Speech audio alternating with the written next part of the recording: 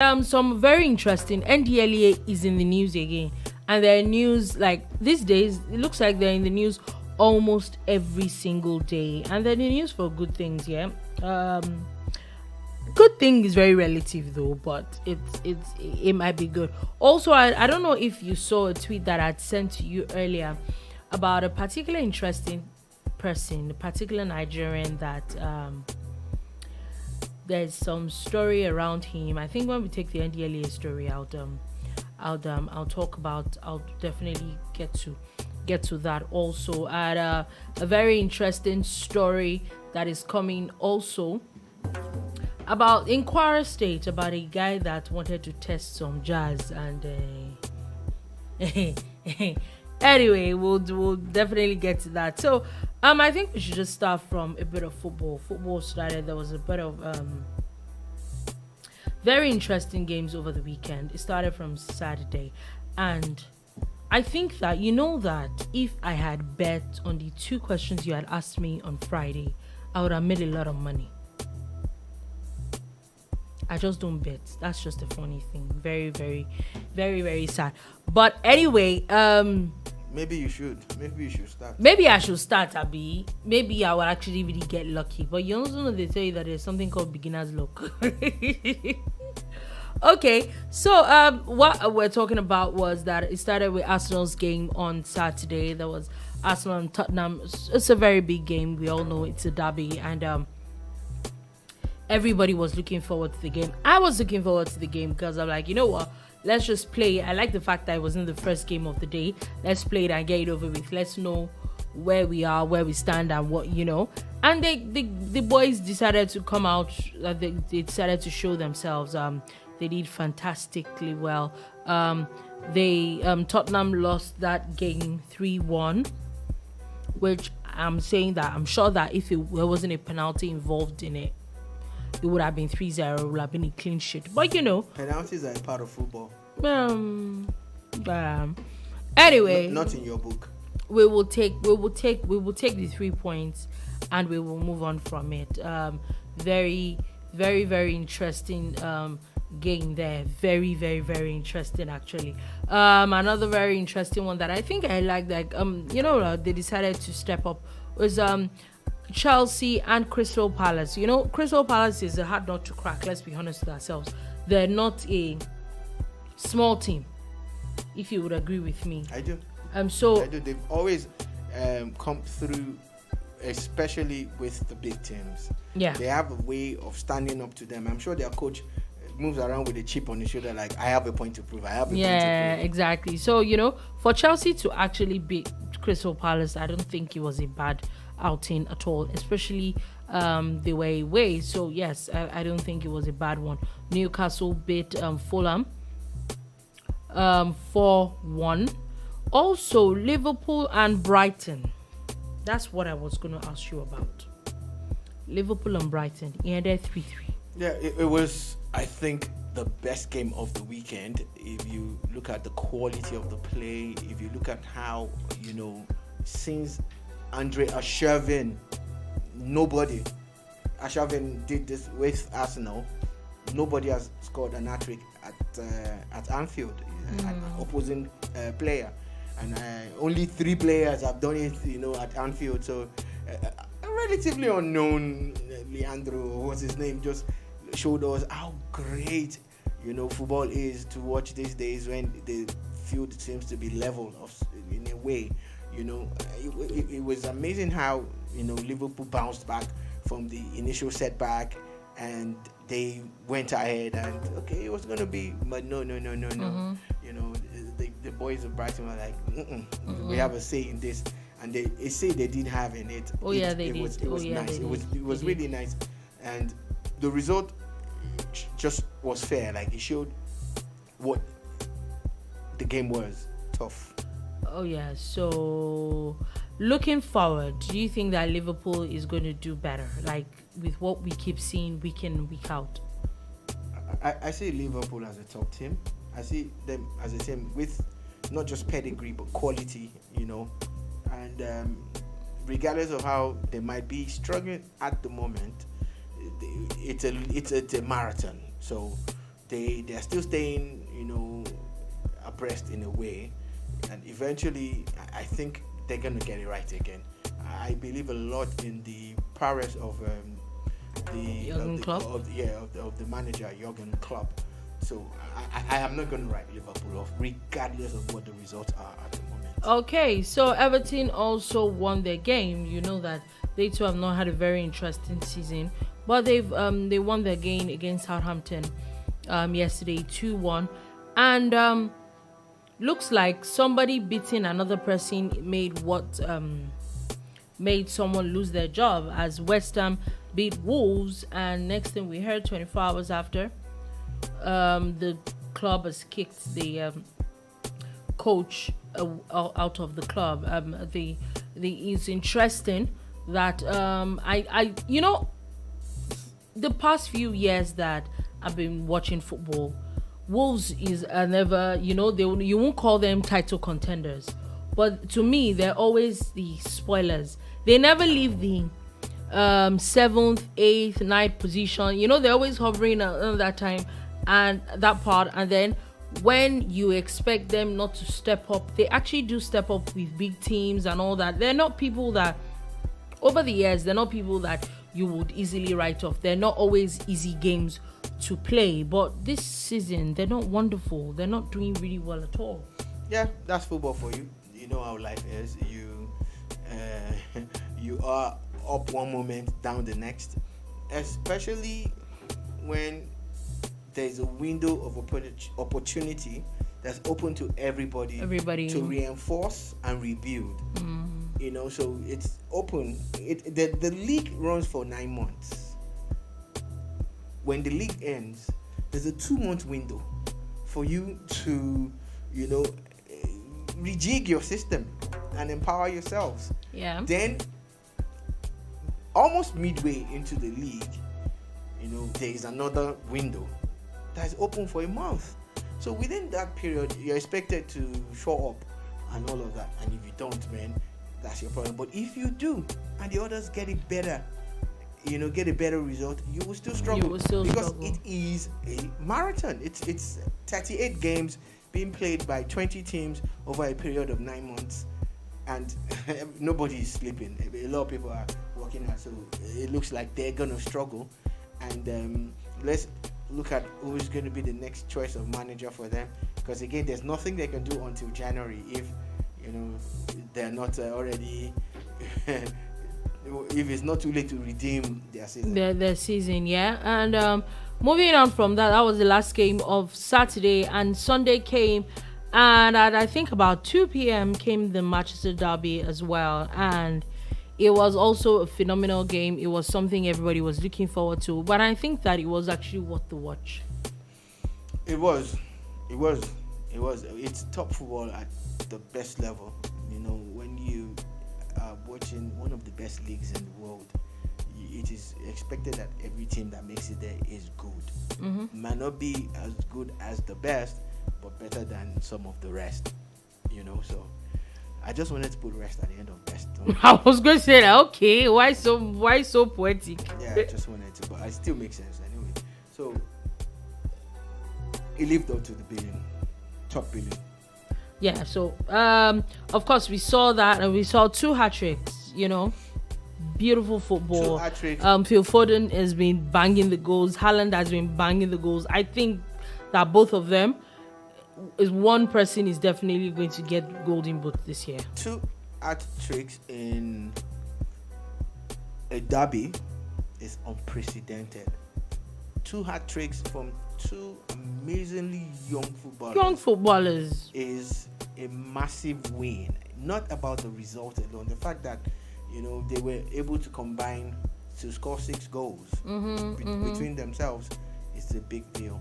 Now, for the sentiment around the game, the red side of Man United, more prestigious, richer, bigger, better when it comes to achievements and records. You can't wish it away, as much as it's the team that everybody loves to hate. And they got away with taunting the blue side for so many years. Like, they had the banner. I keep talking about that banner that was renewed every year, reminding people of how many years Man City had not won a trophy. Now, it's about time for the blue side to go print a banner and remind the red side that, hey, hello, excuse me, when was the last time you won a trophy? I saw... because they have been able to build something dangerous. Dangerous is the word. In the blue side dangerous is the Manchester. word. If Arsenal are thriving because of 2 Man City rejects, fact only. True. Who are the people Very true that replace them or are better than those guys that are doing amazingly well at Arsenal? Then you go and look and say, oh my God, it is that android called Erling Haaland. That guy is a cheat mode. Like, if you play football, if you play games, Haaland shouldn't be allowed to play football. Yeah. It shouldn't be. The guy is a drone, he's an android, he's a robot. It's just boom, it just breezes through. He's a lean, mean machine. Like, you don't even mess around with that kind of Haaland. It should be Haaland versus 11 people. He doesn't even need a goalkeeper or defender. That's how good he is. Now, that's me over exaggerating things. But just to tell you that Man City have built something dangerous. And the way they are, they are not unbeatable. No, they're not. Oh. No, they're not unbeatable. But the way they are on their day, if you allow them play, they'll just show you what it is about. So I must say kudos to Pep Guardiola. He's done something huge that even if he walks away for another season or 2, they will still excel. That's how good they are. Alan's father was quoted at the weekend saying things like his son wants to achieve success in every major league.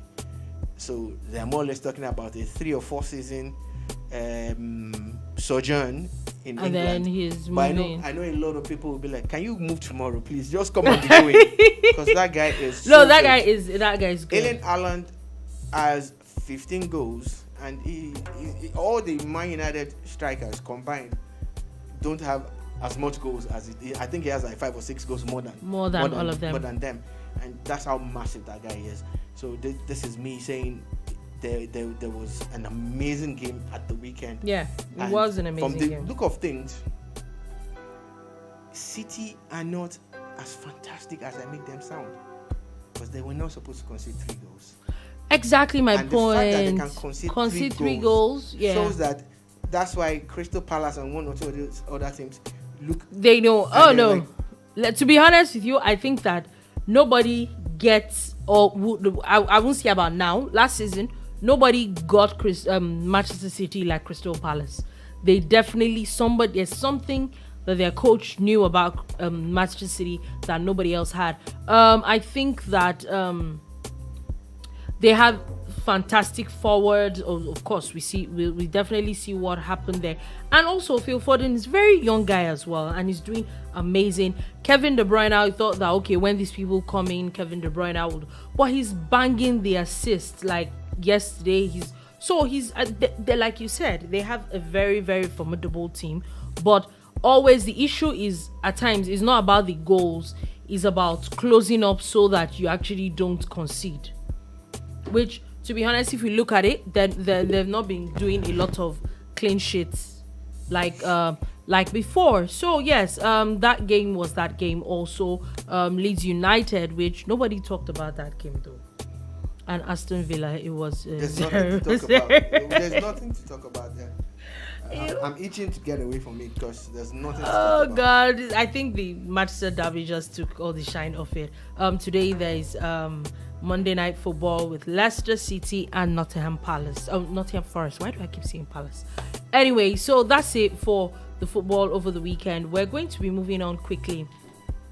And like I said, a few things happened over the weekend. Before we get to the issue of the rallies and all the stuff that went, because there was a lot of drama that, of course, especially in Lagos and Lekki and all that. Before we go in depth into that, there are videos that surfaced yesterday of 2 presidential candidates, and it's of the APC presidential candidate Bola Tinubu, where he was riding a bicycle, and I think it was Atiku. Yeah, it was Yes, it was former Vice President Abubakar Atiku, where he is the PDP presidential candidate, where he was dancing. It looked like a photo shoot. Yeah, it was a video of him dancing in casuals, and there's this transition that people do in videos these days, where maybe someone touches the screen and he changed from his casuals to him wearing the traditional Nigerian babariga, the agbada, like they say in Yoruba land, babariga for our brothers in the north. And of course, at the end, it was him talking about his plan to make Nigeria a better place, a better and safer place.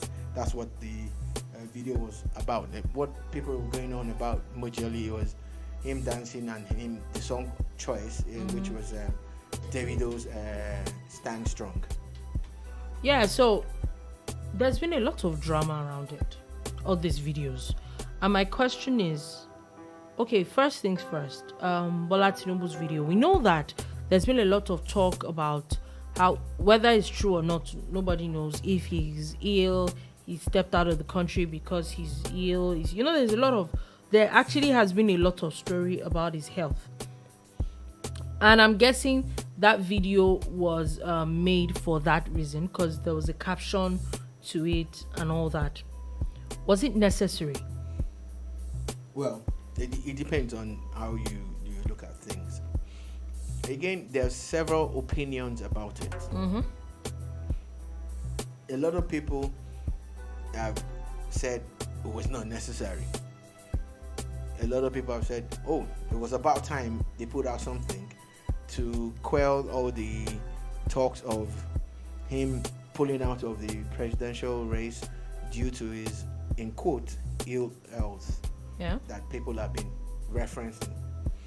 And again, that might have achieved a lot, going by the fact that they, as a party, have not been as loud as people thought they would be since the commencement of campaigns on Wednesday. Yeah. There have been pockets of events all over Nigeria, but of course, since they are still in the process of formulating their presidential campaign council, maybe that's why things have not, gone, up a notch. Mm-hmm. So, was it necessary? There's a school of thought that felt it was not necessary. There's a group of people that felt that video that Bola Tinubu put out showed that he was listening, he could hear what people are saying, and he wanted them to stop, saying those things about him being healed or pulling out or whatever. Again, people have also gone ahead to analyze the video. I have seen posts on social media where people have gone to pull out video pictures, and they reference or claim that those pictures, like the video, were made a long time ago. That it was last year when he was in London to recoup after he had some kind of surgery or some medical treatment in the UK. And we remember when people were all going there on a pilgrimage to London to greet him then. So people are saying that was when it was made. I have seen people who have paused the video, zoomed in, and said, oh, that the stationary bike was not even plugged in, and that the kind of electric socket that was evident in the corner of the video is not used in the UK, or is not usually used. I saw another person who said that the flooring is not UK flooring, that they don't floor houses like that in the UK. I've heard and seen a lot, so I'm just bringing all of those things that people have said out. And so the video also generated a lot of furore, but 1.2 million views of that video on Twitter from his own official handle alone. Not to talk of the number of people shares, that have retweets, copied, downloads, and regrands and all. It starts to make you say the video might have achieved its aim, because again, from one of his ardent supporters on Twitter, the person said this 7-second video, because again that was an issue with people, like, oh, it's just 7 seconds, that means they couldn't have gone more than 7 seconds. And again, people reference the fact that he used the Ashake's song, Organize. You know, some of us are wise, some are otherwise. You know, and they talked about how a 7-second video more or less dampened or quelled all the uprising and talks of rallies that were structured and organized across Nigeria for the Labour Party. When you kind of look at it like that, that's what the person said. That look, you're all talking about a 7-second video. You're forgotten about the rallies that had hundreds of thousands of people attending.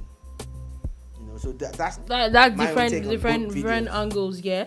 No, it was just one video that you were talking about. I talked about Atiku's. Atiku's video. You bunched them together. That's why I went on about it. Oh, okay. But if you want us to go ahead. Yeah, I think that we should actually go ahead with Atiku's video. I'm not sure that Atiku's health was ever in question. I'm not sure it was ever in question. I'm not sure that it would even have. People would have even noticed it. Not that they wouldn't have noticed it. There would have not been so much talk about it if maybe Bola Tinubu. Now, I like you said, I've seen a lot of people talk about some people are campaigning and some people are going about posting pictures and videos of themselves. One person is posting themselves dance and I get it that people are these people are public figures, yeah. So there's a lot of scrutiny. The first thing that pops in my head is that we realize that these people posted these things on their social media. It is their choice to do whatever it is they want to do. If you do not like it, move on. If you like it, you can retweet it, you can, do whatever it is you want to do. But for both videos, for me, I'm like, okay, it's a video. Okay. Like, do you understand? It's like I post a video on my social media. I get it that yes, they're public figures and all that, but I think that also people need to be coming down. For me, I went through, I think a few minutes ago, I just went through the thread where Atiku Abubakar, the video he posted, and a lot of people, there were a lot of negative things on there, and I'm like, if you're not going to vote for this man, you already know you are not going to vote for this man, whether he posted this video or not. He wanted to post a video. Move on. Use that energy to campaign for whoever it is you want to vote for, instead of using it to attack somebody or attack some other people. I think that it is energy wasted in my dictionary, but what do I know? Anyway, moving on from that, and we're going to like the major issue, or I won't call it an issue, like happening, what has been happening since I think Friday or Saturday. There's been a lot of rallies all over the country. In fact, this story really started like a week or two ago, where a particular political party said that they were going to hold their own rally right at Lekki Tollgate, where there was even a court case to that effect, and there was a court judgment to that effect. So yes, I think that even the court judgment and the court case made the whole brought the whole issue, made it bigger and all that. So of course, on Friday, on Saturday, and even today, there's been lots of rallies all over the place. Yeah, it goes further back beyond last week that you referenced. Actually, if you of course know that there's been several marches and walks and rallies, or whatever name you decide to call it, by actually all the parties. The Labour Party, and of course a lot of people who support Peter Obi, who are not necessarily Labour, but they are ardent supporters of Peter Obi, the presidential candidate of the Labour Party, have actually been on about organizing marches and walks and stuff in different parts of Nigeria and all of that. So, of course, we heard about the plans for October 1st.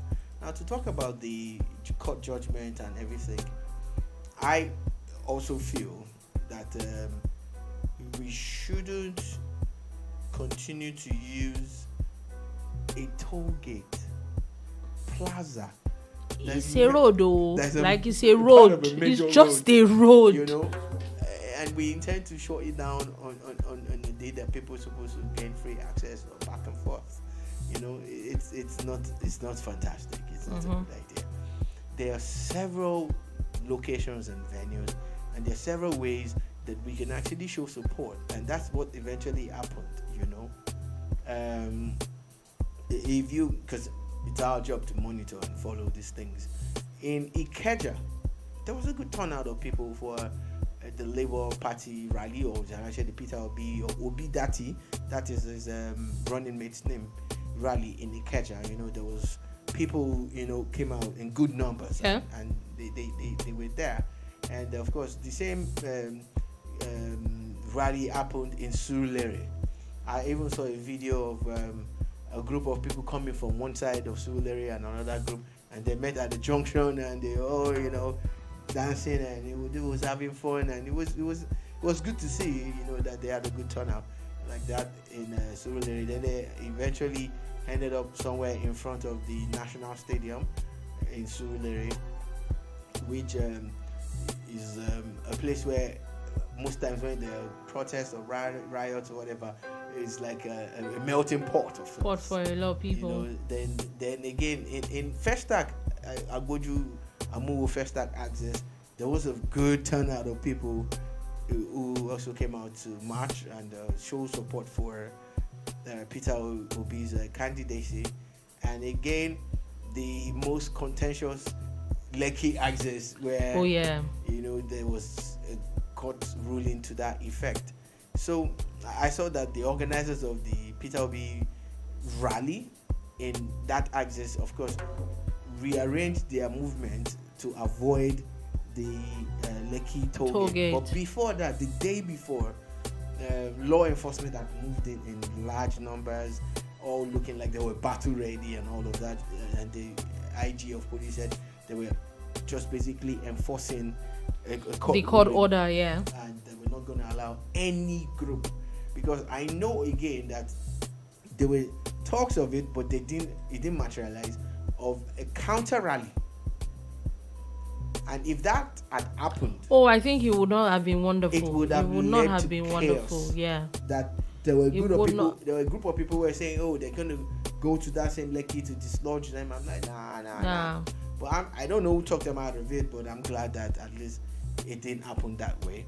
Then again, in Kaduna, where the governor had said, that we're not going to get people to come through, there was actually a sizable number of people, you know, who came out and marched in, I think it was Daura or so, that I saw images of people. Some guy even tweeted at the governor of the state and said, "We've come to march in your area just to let you know that whatever you said was impossible is very possible." Then massive turnout in Warri, you know, they ended up at the stadium, and very, very impressive carnival-like atmosphere in Uyo, where, you know, there was dancers and people rallying up and down and, you know, showing support for Peter Obi and Yusuf Dati. That's that. But because it's fair for us to monitor stuff, the rally on Friday in Abeokuta was underreported. The women's rally. It was in support of Tinubu now, which is of course a different candidate. It was massive. I'm like, wow, this is also very, very huge, and this is impressive. Then today, there are rallies that you were covering. I know that for the APC, there's a huge women's rally that went through Lagos Island today, the Lagos Island market itself, and then they ended up at the Onikon Stadium. I saw pictures of the governor. Actually had to pictures of him going there as well. Mm-hmm. The rallies in Kogi, there's been rallies for like days in Kogi. I saw in Benue, I saw in Bauchi, There's been All of that pockets of for rallies. the APC. Yeah, for the APC as well. Weirdly, I've not seen a lot of PDP rallies though. Yeah. So that's weird, don't you think so? Well, there are a lot of factors there, and there's a tweet I saw from Four-Eyed Monk, and I didn't really capture it well, but let me see if I can paraphrase. And it was like saying what you said now, that they've seen rallies of Labour Party supporters and APC supporters, but that they've not seen rallies of PDP. When are they going to do their own? Since that's what INEC is going to use for elections in February. Ouch! I like the end of that tweet, and the honest truth is that no matter the number of people that come out for rallies, no matter the amount of people that come and show support for you, the bottom line is PVCs. Yeah. Is PVCs. Even if 50 people sit here now, and it's only one person that's this thing. Anyway, and it's only one person that can vote. It's only that one person that will make a difference. And this is where this, and I remember that I saw a tweet like that a few days ago where a lady actually tweeted, there were pictures of people putting out pictures of the rallies and all that. And then she had said it that I hope all these people have PVCs as well, because that's the bottom line. You see, the thing is, I look at it too, and it was what I was trying to point out on the program yesterday on the Talk Room pod. Trying to make people understand that. Yeah, look, the first thing is that there's a groundswell of support. Yeah. For Peter Obi. There is for Tinubu too, and of course there is for Atiku. Now this is where people don't get it. So Atiku was in Gombe over the weekend for a wedding. If you go and check his official Twitter handle, he tweeted "wedding or rally." I don't know. Like the crowd that was at the airport or farm. You are not going to go there. So the crowd that was at the airport, and again, that lined the streets. I saw the video, and I was like, man, look, don't play around. You see, there's a mistake that a lot of people are making. They are in their own cocoons. They're in their own groups. Yeah, like, I think people need to understand. If you are a Tinubu supporter, you're surrounded by Tinubu things. So you think the world ends and starts. Just like him. you said, remember you were the one telling me about the rally that NNPP had as well. Yeah, I was going to come to that. Yeah. So if you're a Labour Party person, you're in that. But if you go out, you need to get out and know what exactly is the real situation of things. I agree with you. People who came out for Atiku. And Abubakar Atiku said he was there for a wedding. Now, if crowds like that are what you use to judge who's going to win an election, if you just see that crowd alone, you will faint. I'm telling you. So, let's not forget to mention that even his presence in Gombe alone showed, it was like, thank you for the 5-star treatment and everything. I would feel that way too if I was Atiku, because that crowd was amazing. It was scary. Now, again at the weekend, one of the top parties now, because you cannot downplay the importance of the Red Cap movement, the NNPP with Kwankwaso, the Kwankwasia movement, they also had like a proper rally now, not march or walk, like they were situated in one place. The sea of redheads that I saw. And when I say redheads, I use it loosely. Yeah. I don't mean it in the bad way. I mean they were wearing red caps. The red caps, yeah. It was unending. And I said, you see, we're somewhere saying this million or this 1,000 or this 100. These people here, who's counting? Who's counting? That's plenty. The thing. There are plenty. So I really, it's not really about who, what the media says alone. It's about actually what's on ground. My take And what I have been trying to put out, and I'm going to say it again because, it's every time you reach a new person, it is beautiful that we have this groundswell of support and emotions, flowing. It is beautiful that we have a lot of people supporting people, but in brass tacks, in real political terms, in vote count, how do you translate this support to results? Yeah. At the end of the day, that's what matters. You pack a stadium, and you do not win an election based on the rules of the game. Very good example is the Osun State elections. Mm-hmm. The PDP were denied access to the stadium for their rally, so they picked some other place, and they had their rally. Here we are. They won the APC packed that stadium. They had all the governors in the world. They had all of that. The fact that they did all of that and the gap between APC and PDP is that small to the point where PDP won them is enough to show that it's not about rally alone. It's at the end of the day, is who are the people going to really vote for? Exactly. Every time I vote, when I get into the booth, it's just me. The ink that they place there for me, that ink pad, and my voters. The shit. And I look at it and I'm like, okay, at this point, it's just me and this thing. So anywhere I want to vote, I vote. And that moment of truth happens to millions of people. And I'm not gonna lie, it's good to get massive crowds at all these events. But when push comes to shove, when it really gets to the how point, many people have PVC? How many people have collected their PVCs? Vote? Yeah, who's really going to vote? I totally agree with you. Who are they voting for? Talking about rallies, another very interesting story that popped up. This person seems to have a major thing out for Peter Obi, that's the Labour Party candidate. This is former Niger Delta militant Asari Dokubo has now said today, as he has challenged the presidential candidate of the Labour Party, Peter Obi, to hold an obedient movement rally in the southeast on Monday.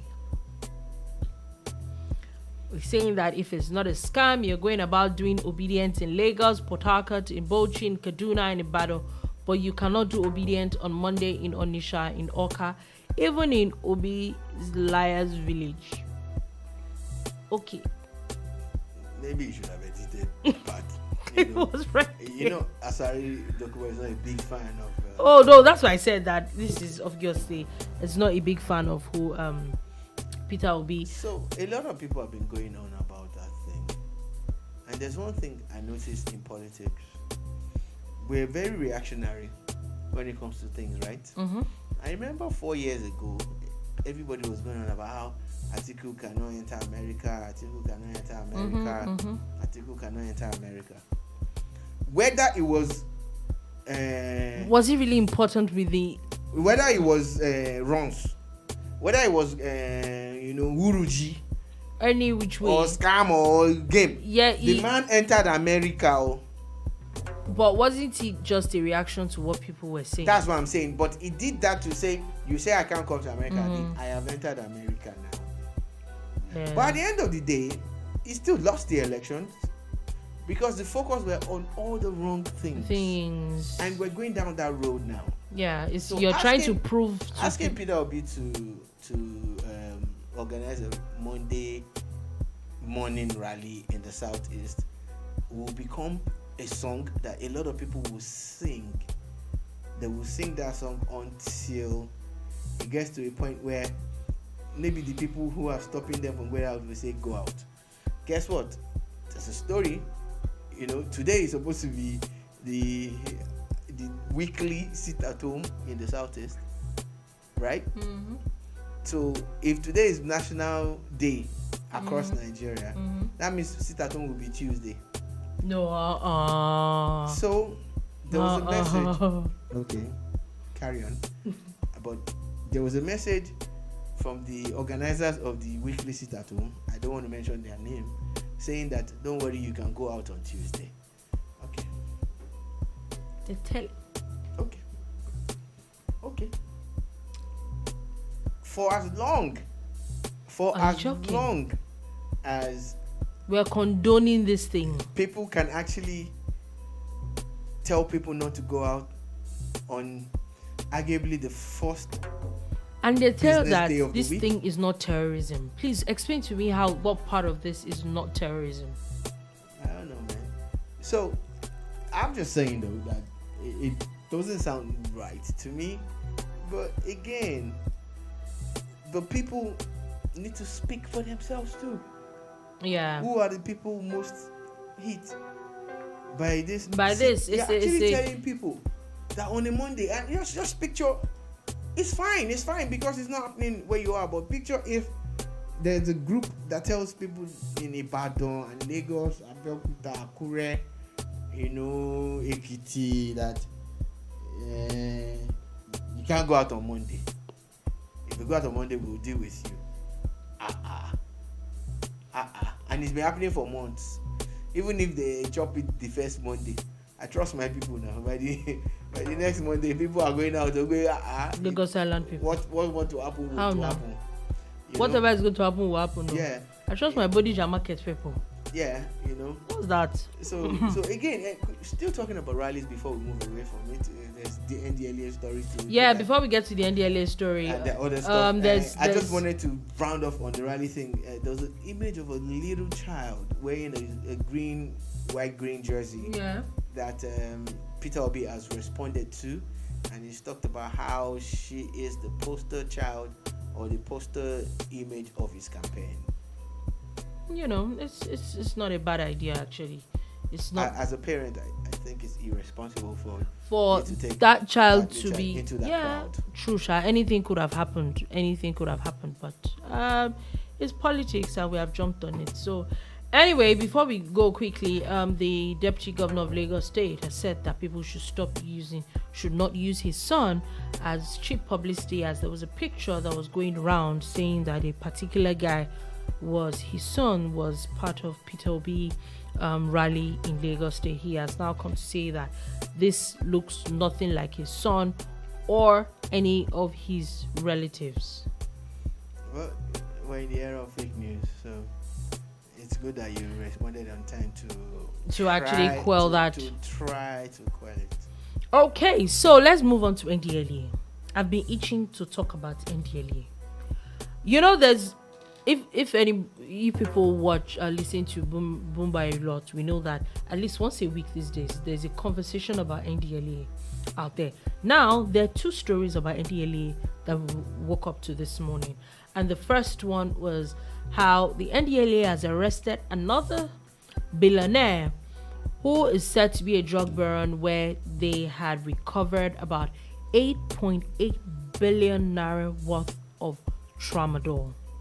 This is said to have they found about 13,451,466 pills of tramadol, 225 milligram, worth about 8.86 billion naira. All right, a big shout out. I'm sure if you go and check our videos, there's a big shout out to NDLEA. Maybe it's time to put here a big shout out to NDLEA. We will celebrate the Drug Law Enforcement Agency for showing us that there's still people who can do their jobs and do it right. And of course, it's solely centered, I know he's not doing it alone, but it's centered around one man who was brought in to steady the ship. Unknowingly to the people who brought him, they didn't know he was about to turn that ship into a rocket ship. The NDLEA has become a model that every law enforcement agency should go and copy. And this starts to make you question the NDLEAs of the past. The past, yeah. The immediate past ones. Is it not the same NDLEA that they put one woman? No, it's not. It's not. How many NDLEAs do you have? It's not the same word. They put one woman at that time. Oh, somebody's wife that. It's not the same word. That was wearing uniform. Move on. It's not the same word. Why do you you use all And your they have mouth now to brought speak? in They say you use all your mouth to speak. Genre. Buba Marwa is man of the year. You know, sorry, Governor Zulum, this year. Like I think he is beginning to shift you off he's getting results. Like every Sunday now, it's almost as if there's one gist that is going to come out here. Or the other. And the reason why we're celebrating this is that it's going to make the streets safer. I'm not saying that drugs would disappear. Only today, just driving into some place, we could perceive some so-called artisans, you know, indulging in some funny smelling thing, you know, today. So we're not saying that drugs will disappear off the street, but we're saying that the more the NDLEA succeeds, the better. Yeah, the better it is. Now, a lot of these drug barons know that Nigeria is not a safe place for your drugs. A lot of them concentrated on only the mules. It was just the drug mules that were being arrested. Yeah, now it's beautiful that the trap houses, the warehouses, the stash houses, yes, they're all being busted. They're the barons themselves are all being busted. Also, another interesting person that has been busted by the NDLEA over the weekend is an ex-footballer by the name of Okafor Emmanuel Jr., where at the Murtala Mohammed Airport on his arrival from Brazil had about 1.4. Excuse me. What? Remember when there was this match that Mario Balotelli played and he scored a goal and he raised his jersey and there was a t-shirt that he wrote that people started copying. Why always me? Yeah. Can I raise my t-shirt now? No. Okay, but I can say it. Why always Brazil? Every time somebody go to Brazil and come back, is NDLEA busting. They say they should not. Why always Brazil? The people that are collecting it, they should collect it now. Okay. Yeah, continue with your movement. So, they're saying that this particular person, who was an engineer of Abia State, was arrested after they discovered that he concealed illicit substance in the handles of his bag and padded the edges of the same bag with cocaine. Akika. It's very interesting, yeah. The stages people go to commit some of these crimes. And before we leave all this crime issue, there was a story that popped up this morning where the LAPD has now arrested a particular Charles Chukwuma Onyewemelue, who now they now notice that he's Nigerian now.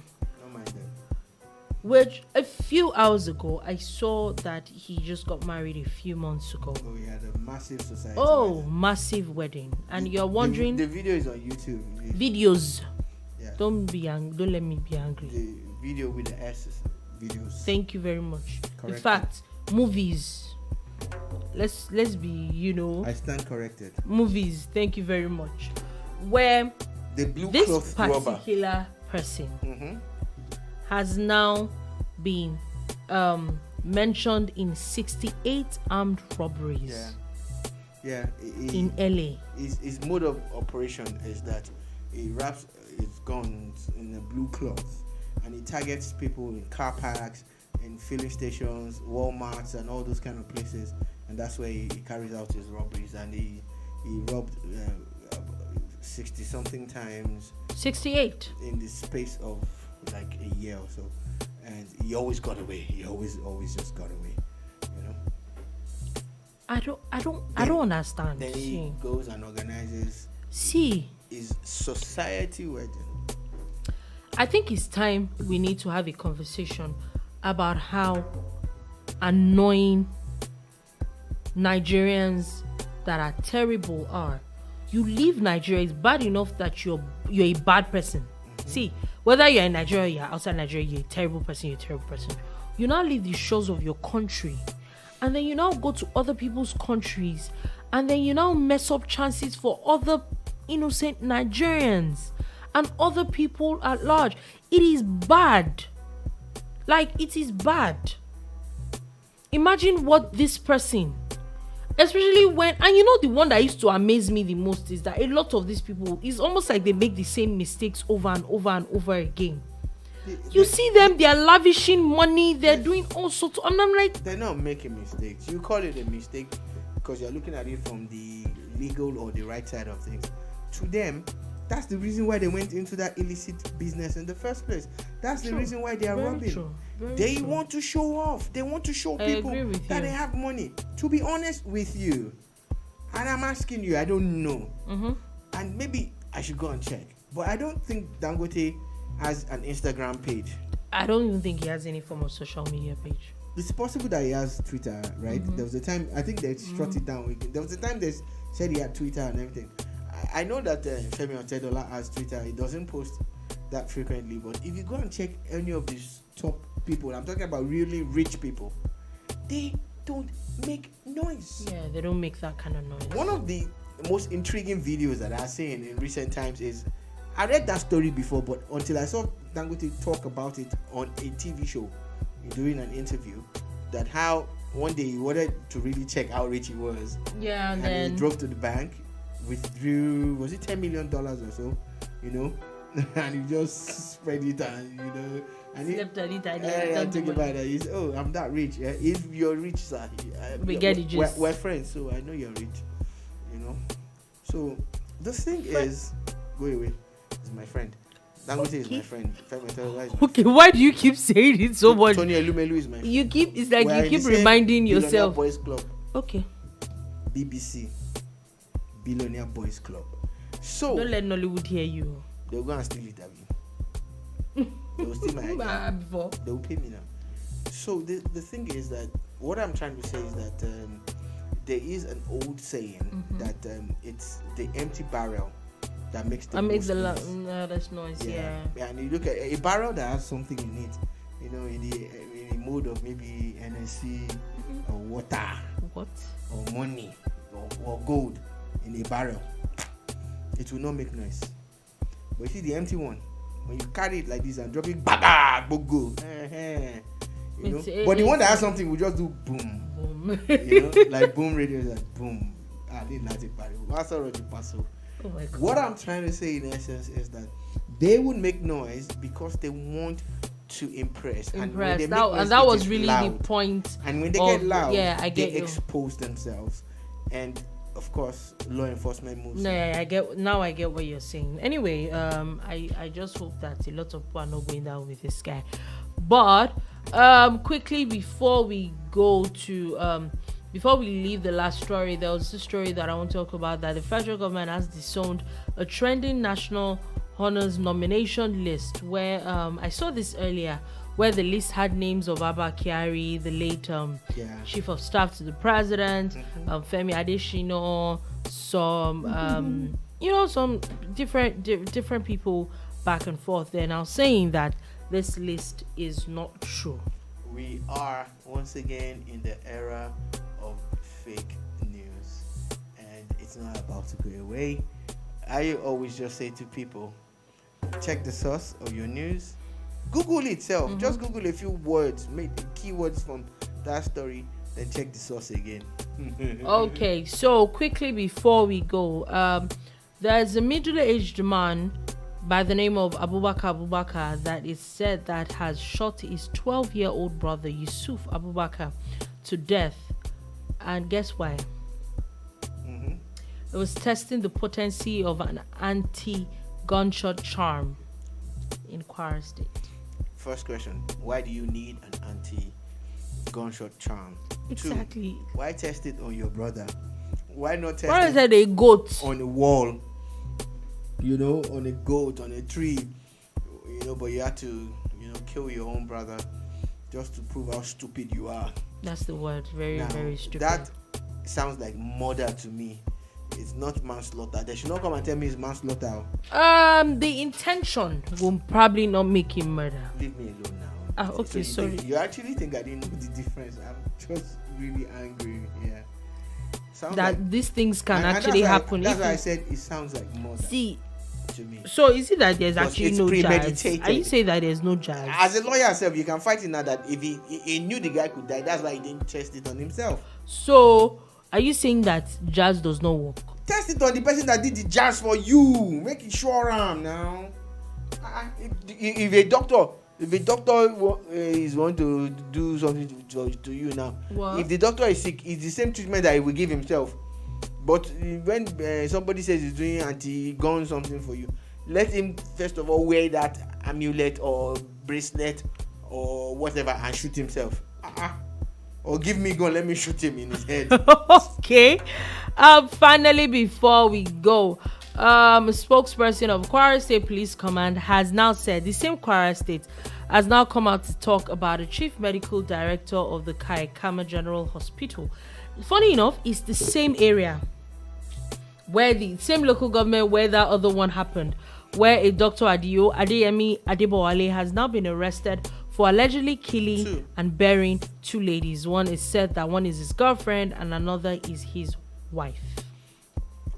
It's the same zone that some doctor guy killed the Uber guy and all of that. Oh, it's the same guy. It was the same man. He was earlier arrested for allegedly killing a cab driver weeks ago and then made away with the deceased vehicle. So it was through an investigation. Why you look like you are tired? I am actually. Same guy. Sounds like a serial killer to me. How they let those? And you know it was. I saw the video where he was defending himself. He's the CMD of a general hospital. That guy don't kill many people though. Yeah. The guy's sick. Yeah, the guy sounds like it's a serial killer, man. Yeah, looks like that's definitely what happened. So on that note, that is all we able to take today on the Boom Bar. Thank you for listening. Thank you very much for watching. We'll be back again tomorrow with another wonderful edition of the Bar. Have a beautiful holiday and day ahead.